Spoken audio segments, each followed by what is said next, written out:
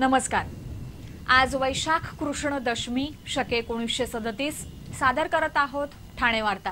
ठळक घडामोडी। कोपरी येथील अन्न आणि नागरी पुरवठा मंत्रालयाच्या गोदामांची जागा ठाणे महापालिकेला मिळण्याचा मार्ग मोकळा। महाराष्ट्र नवनिर्माण ठाणे शहर महिला सेनेनं जादूटोणा करणाऱ्या महिलेला मुंब्रा पोलिसांच्या केलं हवाली। आणि अग्निशमन दलाचं अत्याधुनिकीकरण करण्याबरोबरच अग्निशमन दलासाठी स्वतंत्र नियंत्रण कक्ष स्थापन करण्याचा स्थायी समिती सभापती नरेश मस्के यांचा प्रस्ताव।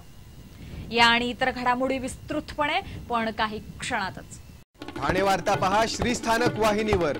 आता सकाळी 9:15 पासून रात्री 9:15 पर्यंत ठाणे वार्ता, ठाण्यातील पहिलं दृकश्राव्य माध्यम। श्रीस्थानक वाहिनी ठाण्याची स्वतःची वाहिनी।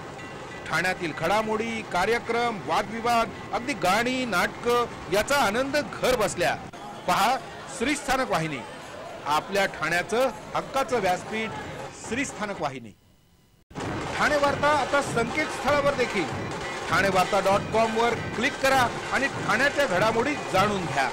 ठाण्यातील पहिलं ऑनलाईन माध्यम ठाणेवार्ता.com।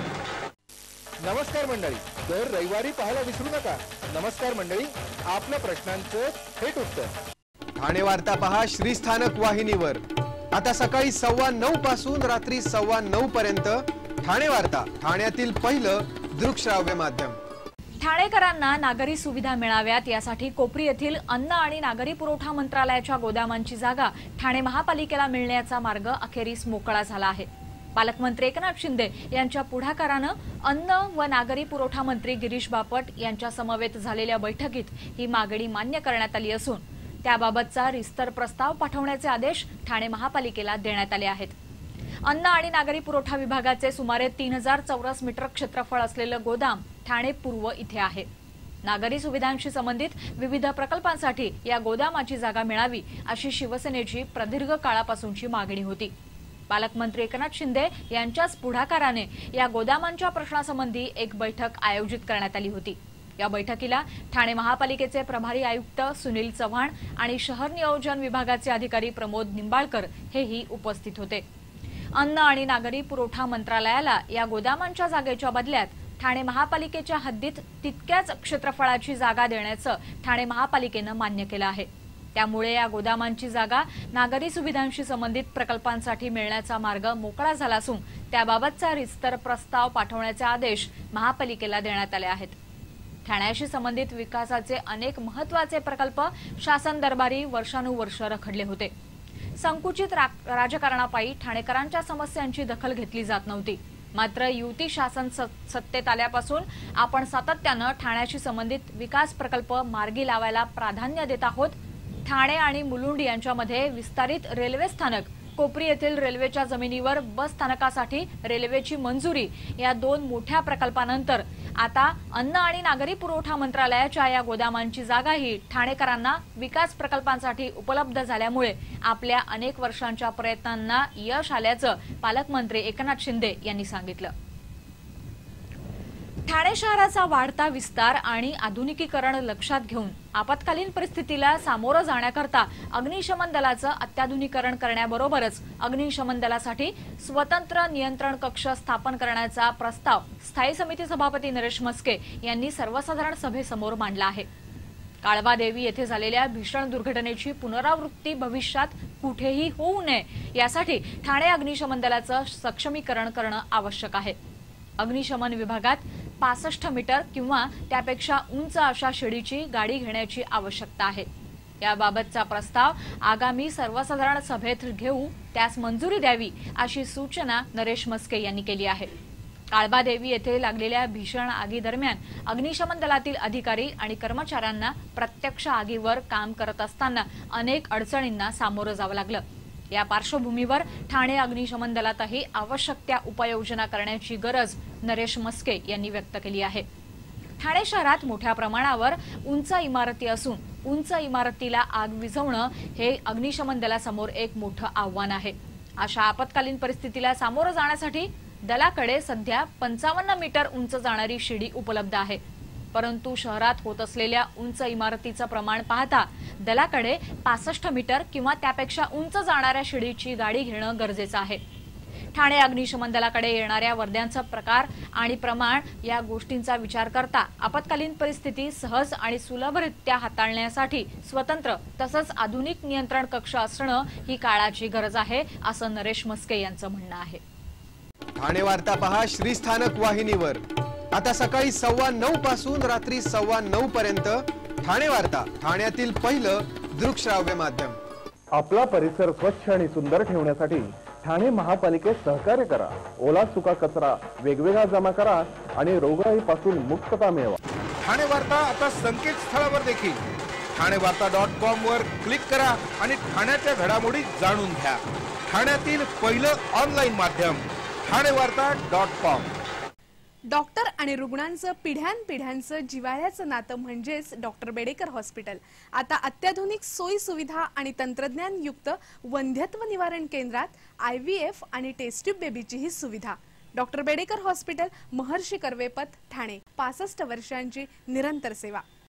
जयपुरी ज्वेलरी एक्झिबिशन कम सेल, 50% बचत. American diamond sets, mangalsutra, fancy bracelet, fancy earring top, radium आणि गोल्ड प्लेटेड बांगड्या आणि अन्य ज्वेलरी फक्त जयपुरी ज्वेलरी एक्झिबिशन मध्ये, अशोका बेसमेंट जवळ, गोखले रोड, नौपाडा, ठाणे पश्चिम. ठाणे वार्ता पहा श्रीस्थानक वाहिनीवर. आता सकाळी 9:15 पासून रात्री 9:15 पर्यंत ठाणे वार्ता, ठाण्यातील पहिलं दृकश्राव्य माध्यम. यशवंतराव चव्हाण मुक्त विद्यापीठाच्या पत्रकारिता पदविका परीक्षेच्या परीक्षेला दुसऱ्याच दिवशी प्रश्नपत्रिका देण्यात आल्यानं काल विद्यार्थ्यांचा चांगलाच गोंधळ उडाला. अखेरीस 2 तासांनी विद्यार्थ्यांना मूळ विषयाची प्रश्नपत्रिका देण्यात आली.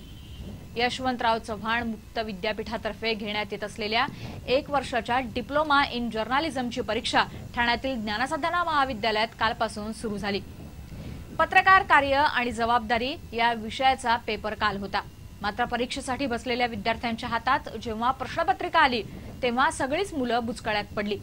प्रश्नपत्रिकेवर विषय पत्रकार कार्य आणि जबाबदारी हा होता, पण त्यातील प्रश्न सर्व हे चौथा पेपर संपादक कार्य आणि जबाबदारी या पेपरमधील होते. विद्यार्थ्यांनी ही बाब पर्यवेक्षकांच्या निदर्शनास आणून दिल्यावर नाशिक येथील विद्यापीठाच्या कार्यालयात संपर्क साधण्यात आला. तेथून मुलांसाठी पेपर क्रमांक 2 पत्रकार कार्य आणि जबाबदारी या विषयाची प्रश्नपत्रिका ईमेलद्वारे पाठवण्यात आली. त्याची झेरॉक्स प्रत काढून विद्यार्थ्यांना पेपर सोडवण्यासाठी देण्यात आला.